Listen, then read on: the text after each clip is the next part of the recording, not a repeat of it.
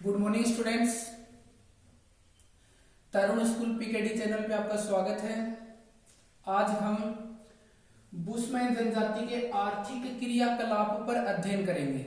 इससे पहले हमने बुशमैन जनजाति के निवास क्षेत्र पे अध्ययन किया था।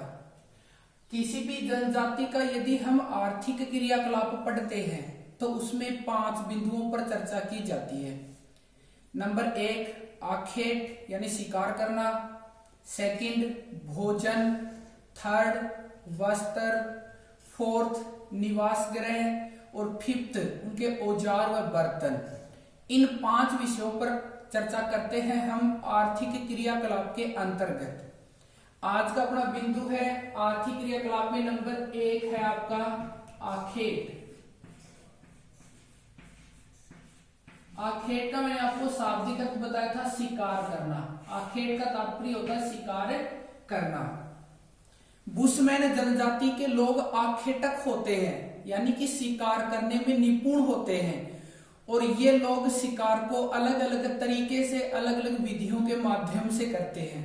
वैसे इनके शिकार करने की विधियां वो बेसिक विधियां ही है, लेकिन शिकार को पकड़ते समय अलग अलग तरीकों को उपयोग में लेते हैं। जैसे नंबर 1 शिकार को गड्ढे में धंसाकर या गड्ढे में गिराकर, दूसरा कीचड़ में भाग हो तो उस कीचड़ में फंसा करके, तीसरा जो जाल होते हैं नेट होते हैं उनमें रस्सों में या फंदों में फंसा करके। इन 3 तरीके से ये लोग शिकार करते हैं। इसके अतिरिक्त ये लोग शिकार तीर कमान की सहायता से या धनुष की सहायता से भी जंगली जानवरों का शिकार करते हैं। शिकार में मुख्य रूप से वहां पर पाए जाने वाले यानी कालाहारी मरुस्थल में पाए जाने वाले जो स्थलीय जीव जंतु है उनका शिकार करते हैं।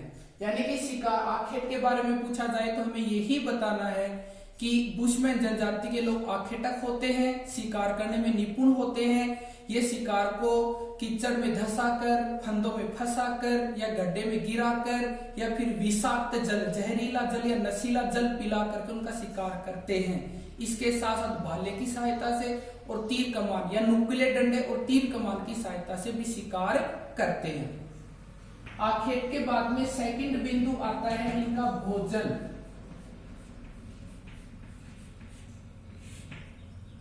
बुशमैन जनजाति के भोजन की बात करें तो बुशमैन जनजाति के लोग सर्वभक्षी होते हैं।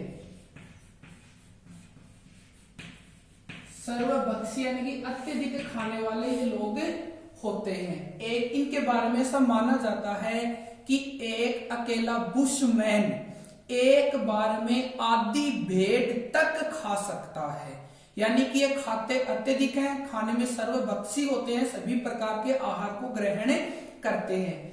लेकिन फिर भी भोजन की चर्चा करें हम तो भोजन में मुख्य रूप से ये लोग एक तो शिकार यानी शिकार या जंगली जानवर जो आखेट करते हैं उनसे जो भोजन सामग्री प्राप्त होती है उसे उपयोग में लेते हैं। शिकार के अलावा पेड़ पौधों की जड़ें, शहद इनको भोजन के रूप में ग्रहण करते हैं। इनके अतिरिक्त यदि चर्चा की जाए तो दीमक के अंडे, छोटी चींटियां होती हैं, चींटियां, दीमक व उनके अंडे भी इनके प्रमुख भोजन के अंतर्गत आते हैं, जिसे बुशमैन जनजाति के लोग ग्रहण करते हैं। बेसिकली हमें जो डिस्कवरी चैनल देखते हैं, डिस्कवरी चैनल पे जो चैनल बनाने वाले लोग होते हैं वो भी अलग अलग तरह का खाद्य ग्रहण करते हैं। उन्हीं की तरह से शहद है, बेरी है, पेड़ पौधों की जड़ें हैं या फिर दीमक है, चींटियां हैं, उनके अंडे हैं, इस प्रकार के भोजन को बुशमैन जनजाति के लोग ग्रहण करते हैं। साथ साथ में अत्यधिक खाते हैं तथा भोजन को शेष नहीं छोड़ते हैं। जितना भी भोजन इनके पास अवेलेबल होता है उसे उसी समय खा लिया जाता है, क्योंकि देखो गर्म जलवायु है, गर्म जलवायु में भोजन होता है वो जल्दी खराब हो जाता है। तो ऐसी स्थिति के कारण इनके पास जो भोजन होता है उसे तुरंत खा लिया जाता है। साथ साथ में बुशमैन जनजाति के लोग है ना ये नहीं सोचते कि भोजन बासी है, ठंडा है या ताजा है, जैसा भी इनको मिलता है उसे भोजन को ग्रहण कर लेते हैं। भोजन के बाद नंबर 3 पर आता है वस्त्र। वस्त्रों की बात की जाए तो बुशमैन जनजाति के लोग हैं गर्म प्रदेश में निवास करते हैं। कालाहारी मरुस्थल एक उष्ण जलवायु वाला प्रदेश है तो गर्म जलवायु में प्रवेश करने के कारण बुशमैन जनजाति के लोग बहुत कम वस्त्र पहनते हैं।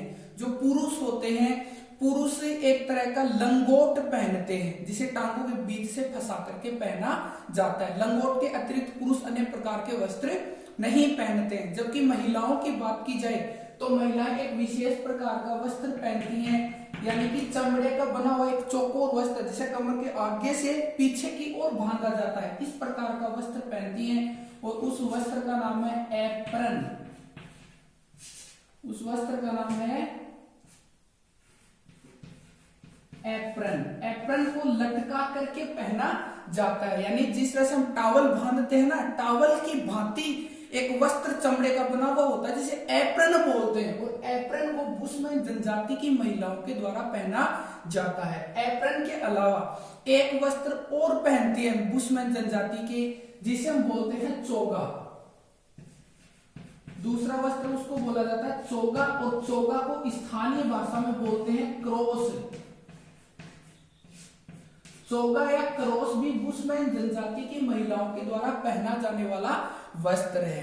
ये चोगा या क्रोस होता है, इसमें एक तो इसे वस्त्र की जगह भी काम में लेते हैं, और दूसरा एक स्थान से जब भी दूसरे स्थान पर जाते हैं तो वस्तु को संग्रहित भी इसी चोगा में, इसी क्रोस में किया जाता है। यानी कि चोगा या क्रोस के बारे में बता दूं कि ये भी एक लंगोट नुमा है, ये भी एक टावल नुमा ही वस्त्र होता है जिसे महिलाएं शरीर के चारों ओर लपेट करके पहनती हैं। जब बुशमैन जनजाति के लोग एक स्थान से दूसरे स्थान की ओर जाते हैं तो रास्ते में जितने भी वस्तुओं को संग्रहित करते हैं, तो महिलाएं होती हैं वो अपने चोगे के अंदर उन वस्तुओं को संग्रहित करती हैं। दूसरा, उनके जो छोटे शिशु होते हैं, बच्चे होते हैं, उन शिशु और बच्चों को भी उसी चोगा के अंदर बांध करके एक स्थान से दूसरे स्थान पर लेकर के जाते हैं। जब इनको आराम करना होता है, सोना होता है, तो उसी चोगा को, उसी क्रोस को नीचे बिछा करके उसी के ऊपर सोया जाता है। यानी चोगा इनका वस्त्र भी है और बिस्तर बंद भी है, दोनों ये इसमें वस्तु को संग्रहित भी करते हैं, साथ में एक स्थान से दूसरे स्थान पर जाते हैं तो अपने बच्चों को भी इसी में लपेट करके दूसरे स्थान पर लेकर जाते हैं। ये हो गए बुशमैन जनजाति के द्वारा पहने जाने वाले वस्त्र। आखेट हो गया, भोजन हो गया, वस्त्र। वस्त्र के बाद में आता है निवास गृह।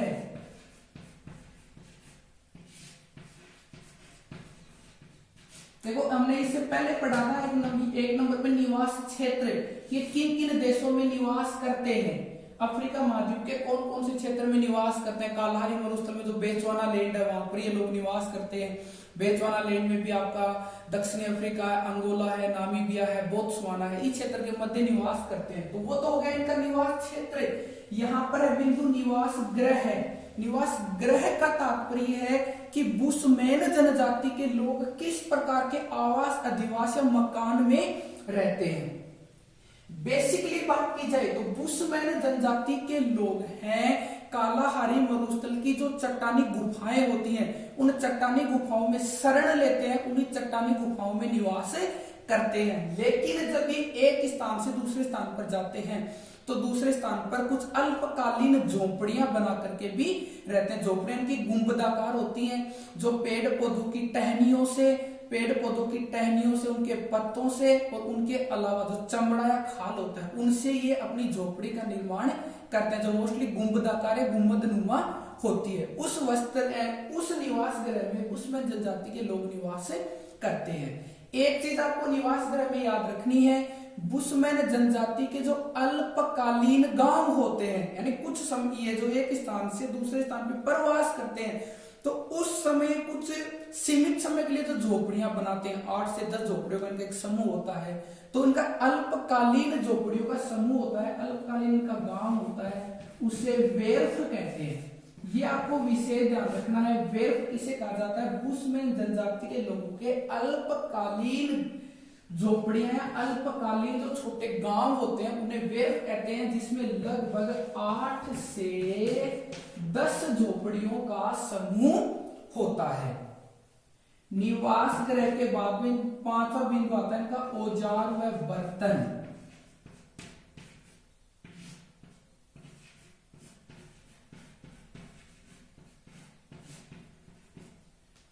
औजार व बर्तनों की बात की जाए तो बुशमैन जनजाति के लोग स्वतंत्र रूप से जीवन व्यतीत करना पसंद करते हैं। साथ ही साथ में छोटे छोटे परिवार में लोग रहना पसंद करते हैं, जिसकी वजह से इनके पास औजार व बर्तन बहुत कम होते हैं। ये लोग मोस्टली मुख्य रूप से शिकार करने के लिए जिन जिन औजारों की जिन जिन औजारों की आवश्यकता पड़ती है उन्हीं औजारों को उपयोग में लेते हैं। मोस्टली या मुख्य रूप से इनके औजारों के अंदर एक तो नंबर 1 पे आता है तीर कमान, दूसरा आता है भाला, तीसरा होता है बर्छा, चौथा होता है नुकीले डंडे।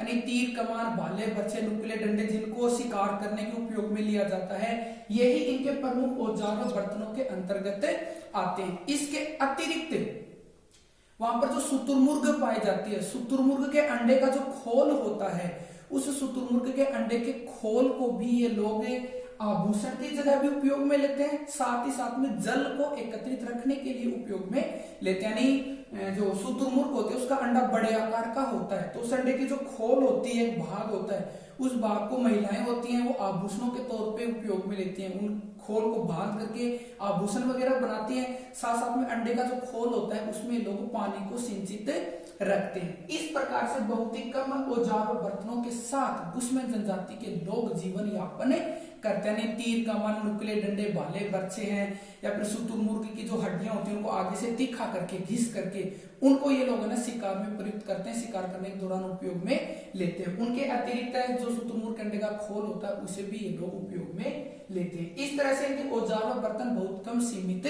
होते हैं। यानी कि आर्थिक क्रियाकलाप के अंदर इन 5 बिंदुओं का अध्ययन किया जाता है: आखेट, भोजन, वस्त्र, निवास गृह, औजार एवं बर्तन। धन्यवाद।